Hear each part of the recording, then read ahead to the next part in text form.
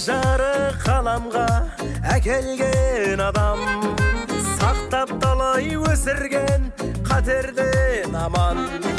Биіктерге самғатып көтерген адам, қос қанатым секілді әкем мен анам. Менің әкем жақсы адам, анашымның тірегі, анамдай жоқ. Сен жарқырап жүре бер, Алланың берген жасын жаса. Соны студент Сәбина мен Әлбина қызыма үлкен рахмет.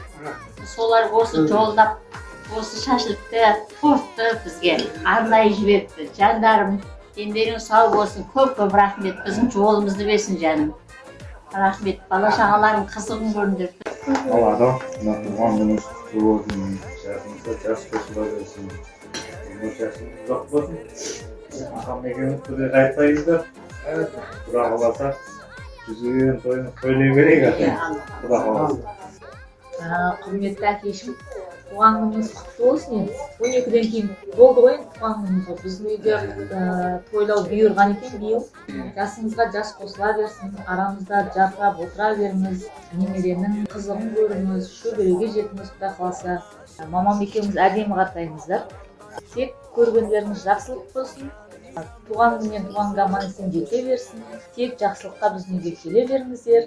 Бала-шағаның рахатын көріп, бай қуатты болып, орындарыңыз жоғалмай. Жүре беріңіздер.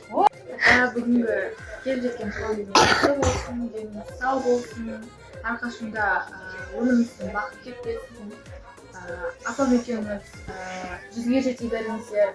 Бақытты қария, немерелеріңіздің ең ардақты, асыл адамдары болып жүре беріңіздер. Дендеріңіз сау болсын, туған күнге аман-есен жетіңіздер. Туған күніңіз құтты болсын, деніңіз сау болсын, өмір жақсы бақ болсын. Ауырмаңыз, ақтанда қанша болса сонша қаламыз. Анамдай жоқ басқа жан, жанұямның жүрегі.